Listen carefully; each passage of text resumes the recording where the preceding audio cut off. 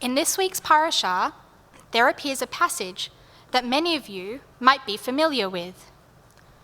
Vayehi bin Saharon, Vayomer Moshe, Kuma Adonai, V'yafutzu boyevecha, V'yanusu misanecha mipanecha. So, shockingly, it does not go straight into Ki Mitzion, but close. And it translates to, when the ark was in travel, Moses said, "Advance, O Adonai, may your enemies be scattered, and may your foes flee before you." You may have noticed that this passage is included in our own Siddur Pirchei Kodesh, but is not included in a number of other Reform prayer books. Perhaps it is because of the image presented, which we could interpret to be that of a violent God who vanquishes their enemies and leaves destruction in our wake. Through a different lens, though, we can envision a God who lives in the world as it bluntly is. Just as we do today, the ancient Israelites encountered war, famine, illness, and pain, or as we might simply put it, tsuris. It can be inspiring, even comforting then, to imagine a deity who will defend us and keep us safe, and to be in this world in which, whilst tough, good will always ultimately triumph over evil. Rabbi Lord Jonathan Sacks echoes this sentiment in his collection of essays, Covenant and Conversation, when he discusses the way in which this verse signified the beginning of the second half of the Israelites' wilderness wanderings. He states that it was Moses' way of reassuring his people that they were not defenseless, not alone, for God is with them, granting them security in their camps and strengths in the battles they faced. An identification with this idea might be the reason that we slate this powerful pasuk, this verse, into our Torah service and accord it all the kavod, the honor, with which we welcome the Torah into our midst. After all, the Torah is heralded in with grand music. We stand facing the ark, we parade the scroll around our gathered congregation, it is adorned in beautiful decorations, and so on and so forth. However, contrast this with our haftarah for tomorrow morning, which comes from the book of Zechariah, in which we hear an almost diametrically opposing message.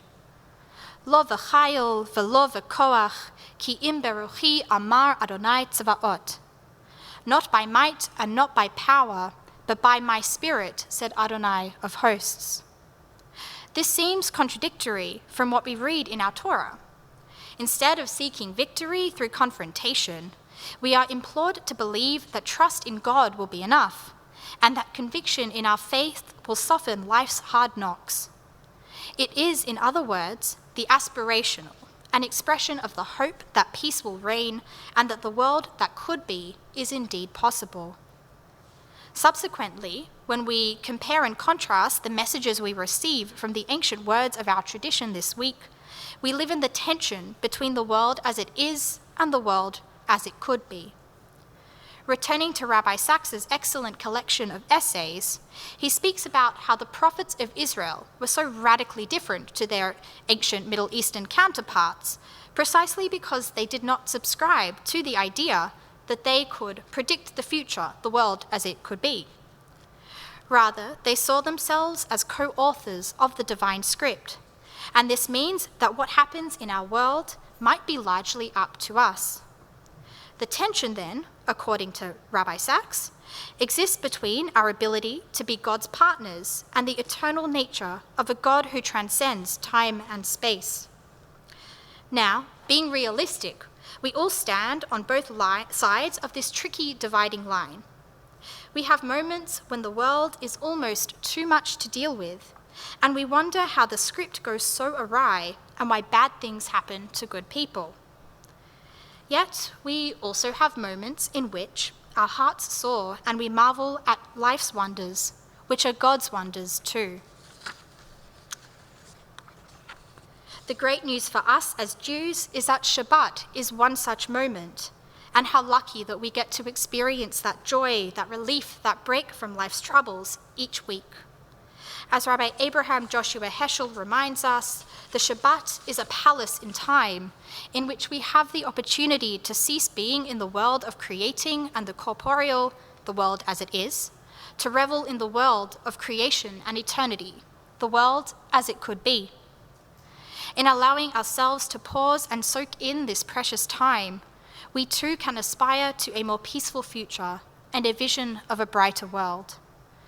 With Heschel's words in our minds and the spirit of Shabbat in our hearts, I want to leave you with these words of poetry from a different Siddur, the Mishkan Tefillah.